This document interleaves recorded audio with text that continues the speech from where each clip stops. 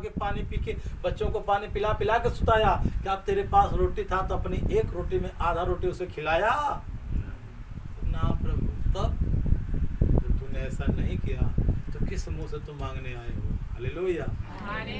किस मुंह से मांगने आए हो? है मुंह मंगले का? प्रभु मांगो तो तुझे दिया जाए। अब बताइए हम मांगते हैं, कैसे जाएंगे मांगने की मिलेगा हमें? हालेलुया। तो जब पवित्र आत्मा आपके अंदर आएगी तो सारा गुण ऑटोमेटिक जो ये गिनाया गया है ये गुण आपके अंदर आ जाएगा। हालेलुया। तो अब ये गुण तो आपके अंदर आ गया, लेकिन अब एक नया गुण आप ले लीजिए। हालेलुया। आइए इस गुण को हम देखते हैं, जो कि हम यीशु मसीह में भूल कर भी ये काम हम नहीं करना है। हालेलुया। हम यीशु मसीह में हैं तो ये जो 10 बातें आपको बताई जाएंगी इसे नोट करिए, कंठस्थ करिए कि भूल करके हमें इस काम को करने की जरूरत नहीं। अगर करते हैं आप तो कहीं न कहीं आपके अंदर पवित्र आत्मा नहीं, शैतान की आत्मा काम करती है। आप दोषी ठहराए जाओगे, बीमार किए जाओगे। कब? जब ये गुण आएगा आपके अंदर, तब उसको याद करिए। आइए पढ़ते हैं। हालेलुया।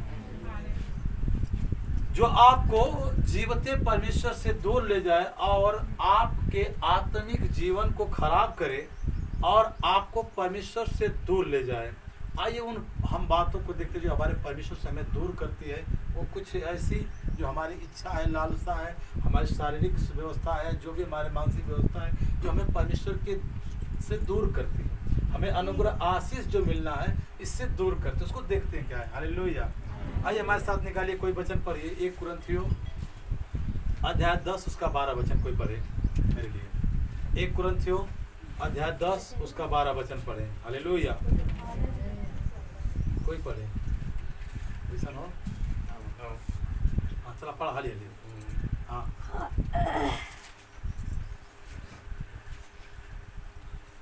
इसलिए जो समझता है मैं स्थिर हूँ वह चौकस रहे कि कहीं गिर न पड़े। हालेलुया। संत पौलुस कह रहे हैं अपने वचन में कि जो समझता है कि मैं स्थिर हूँ, मैं एक जगह खड़ा हूँ। हालेलुया। एक छोटी बात नहीं, बहुत बड़ी वचन है आपकी लाइफ में। ये वचन अगर आप इस वचन के अनुसार प्रार्थना करेंगे, इसमें मनन करेंगी, आज इसको ध्यान से सुन के जाएंगे, आपके जीवन में शैतान कभी छूने वाला नहीं। क्यों? इस वचन में दृष्टांत बहुत बड़ा है। हालेलुया। क्योंकि लिखा है कि इसलिए जो समझता है कि मैं स्थिर हूँ वह चौकस रहे। हालेलुया। अभी समझना कि हम खड़ा हैं, हमें चौकन्ना भी रहने की जरूरत है कि नहीं? आप स्थिर हैं, यीशु मसीह में बनी है, लेकिन आपको चौकन्ना भी रहना है। हालेलुया। कि कहीं गिर ना पड़े। हमें चौकन्ना होना है कि कहीं गोड़ में दर्द ना होकर तड़दे से ही गिर जाए। समझिए कि आप यीशु मसीह में बनी है तो कहीं आपकी लाइफ में कुछ ऐसी चीजें तो नहीं आ रही हैं जो आपके आत्मिक लाइफ को गिरा रही हैं, अपने परमेश्वर से अलग कर रही हैं। इस बात के लिए परमेश्वर पौलुस कर रहे हैं तो चौकस हो जा, चौकस हो, चौकन्ने रह। हालेलुया। इना के चला प्रार्थना करनी, प्रार्थना कर भैया आया पता करें हम ठीक हो जाए ना। चौकन्ना रहने का, रात भर जागे के हम सुतीला की जागल लेला, सुतीला जरूर लेके जागल लेला। काहे? हम आत्मा में होते हैं, हम परमेश्वर से बातें करते हैं। अगर परमेश्वर से बातें नहीं करेंगे तो हम कौन सी बात आपको बताएंगे? हालेलुया। इसलिए आप बातें करो परमेश्वर से। जब आप जागते रहेंगे तो क्या आपके घर के अंदर चोर जाएगा? हालेलुया। यीशु ने अपने चेलों से कहा जागते रहो और नित्य प्रार्थना कि तुम परीक्षा में न पड़ो। तो हमें क्या करना है? क्या करना है? जागते रहना है, सोना नहीं है। हालेलुया। तो इसलिए हमें क्या करना है? स्थिर नहीं रहना है। ये नहीं कि हम प्रभु में आ गए, प्रार्थना हुआ, हम चंगे हैं तो हम पुनः फिर गिरने वाले नहीं। ऐसा नहीं, क्योंकि आपको गिराने वाला, भरमाने वाला आपके बगल में खड़ा है। कब मौका पाए कि इनका टांग देखे झूल जाए और गिर जाए, कपार फूट जाए। हालेलुया। इसलिए आप क्या करना है? हमें चौकन्ना होना है। शैतान तेरा मेरे शरीर के ऊपर, मेरे परिवार के ऊपर, मेरे घर के घराने के ऊपर तेरा कोई अधिकार नहीं है। यीशु के नाम में तू निकल आओ और भाग, क्योंकि यह शरीर परमेश्वर की आत्मा का मंदिर है। तेरा कोई अधिकार इसमें, परमेश्वर की आत्मा रहती है। जब इतना कहेंगे तो क्या शैतान आपको छुपाएगा? क्यों? टांग धके नहीं झूलेगा तो चौकन्ना रहेंगे। आइए हम पहला देखते हैं गिरने का। जब गिरने से किस बात को कह रहे हैं संत पौलुस कि तू गिरने से बचना है। पहली बात, गिरने से क्या बचना है? पाप में जानबूझकर बने रहना। हालेलुया। पहला काम, हम यीशु मसीह में बने हैं, प्रार्थना कर रहे हैं, आराधना कर रहे हैं। अगर जानबूझकर अपनी लाइफ में पाप कर रहे हैं तो कहीं न कहीं हमारे जीवन को, आत्मिक जीवन को क्या करता है? परमेश्वर से बहुत दूर हो चुका है। हालेलुया। अगर आप परमेश्वर में बने हैं, प्रार्थना करते हैं, लेकिन फिर भी पाप करते हैं तो कहीं न कहीं आप परमेश्वर के साथ धोखा करते हैं। हालेलुया। उसके वचन का क्या करते हैं? अपमान करते हैं। जब अपमान करेंगे तो क्या आपके लाइफ में खुशी आएगी? क्या आनंद होगा? नहीं, रोना होगा, दांत पीसना होगा, छाती पीटना होगा। हाय हाय प्रभु, अरे तू कहाँ सोच गईला, तुम्हारा खिया मुनाए गई हमरे खातिर ये हुई। हालेलुया। वचन पढ़िए, चलिए। क्योंकि सच्चाई की पहचान प्राप्त करने के बाद, क्योंकि सच्चाई की पहचान प्राप्त करने के बाद, जब आपने सत्य को जाना कि यीशु सत्य है, जीवन है, मार्ग है, उसके बिना हम प्रभु के, यीशु के, उसके बिना हम स्वर्ग में जाने वाले नहीं। यीशु कहता है मैं सत्य हूँ। तो जब हम सत्य बोलेंगे तो यीशु हमारे साथ होगा। तो सत्य की जब परख करते हैं, पहचान कर लेते हैं, उसके बाद क्या होता है? यदि हम जानबूझकर पाप करते रहे, यदि हम जानबूझकर पाप करते रहे, सत्य को जान गए हैं फिर भी झूठ बोले, जो नहीं करना है वो भी करें, तब क्या होगा? तो पापों के लिए फिर कोई बलिदान बाकी नहीं। हालेलुया।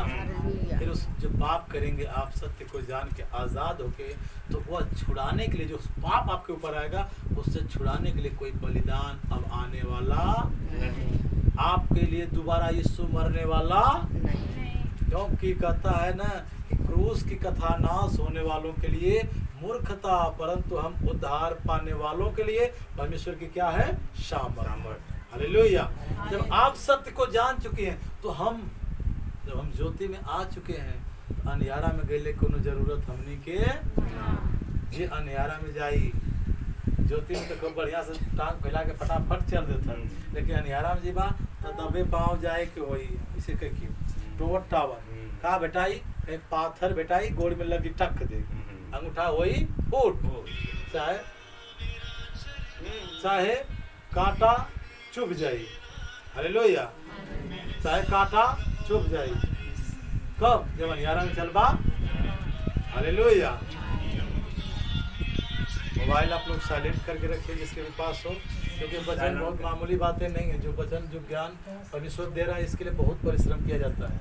ये बातों को सीखने के लिए, सिखाने के लिए रात दिन बहुत परिश्रम होता है। प्रार्थना आंसुओं के साथ किया जाता है। प्रभु तेरे बेटा बेटी कल आएंगे, मैं क्या वचन क्या बोलूँगा, क्या तेरे बात को दूंगा कि तेरे बच्चे सीखेंगे और उनका जीवन, आत्मिक जीवन फलवत होगा। ये कट जाएगा, ये दोबारा मिलने वाला नहीं है, क्योंकि वो आत्मा का वरदान है। आत्मा जब बोलेगी तो शांति का राजकुमार, जब शांति में आप सुनेंगे तो आपके लाइफ में आएगा और आप शांति को प्राप्त करने वाले हो। आमीन। तो इसलिए फिर से पढ़ रहा हूँ कि हाल क्योंकि सच्चाई की पहचान प्राप्त, सच्चाई की पहचान आप प्राप्त करने के बाद, यदि हम जानबूझकर पाप करते हैं, हम जानबूझकर फिर पाप करते हैं तो पापों के लिए फिर कोई बलिदान बाकी नहीं। पापों के लिए फिर कोई दूसरा बलिदान बाकी, कोई बलिदान बाकी आपके लाइफ में कोई दूसरा अब वरदान नहीं है कि जो आपके पाप को दोबारा छुड़ा ले। हालेलुया। इसलिए हमें जानबूझकर पाप करने की जरूरत नहीं। कलीसिया में कहले पाप कर तो का बला, क्षमा मांग ले विशुद्ध मिटा दी। अरे अब बाइबल का कहले जानबूझकर पाप को कोई बलिदान अब ना। अगर आज अभी कंठस्थ दीवान नोट के लग खोटे कठिया के लग लगे जा पहलका बात आज ये बहुत महत्वपूर्ण बात है।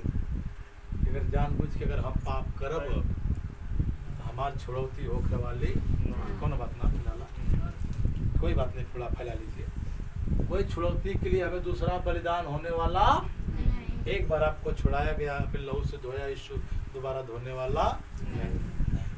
इसलिए हमें जानबूझकर पाप में जाने की जरूरत, क्योंकि अगर आप दोबारा जाते हैं तो कहीं न कहीं परमेश्वर के वचन का आप क्या करते हैं, अपमान करते हैं। तो अपमान करते हैं, अनादर करेंगे, तब क्या आएगा आपके लाइफ में, दुख और क्लेश एंड मृत्यु। कि पाप की मजदूरी मृत्यु है, पाप की मजदूरी मृत्यु।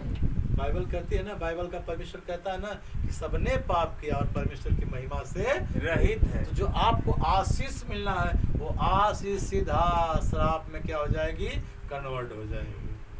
तो अब जांच लेना है कि हमें अब जानबूझकर पाप में जाने की जरूरत नहीं है। कि है कितना लोग जानबूझ के दोबारा जाएंगे पाप में, हाथ उठाइए। जाने वाले कितने लोग हैं, हाथ उठाइए। कितने लोग नहीं जाने वाले हैं, हैंड्स अप। जितने लोग नहीं जाने वाले हैं दोबारा जानबूझ के पाप में, वो लोग हाथ उठाएं। मतलब तो हम लोग नहीं जाने वाले हैं।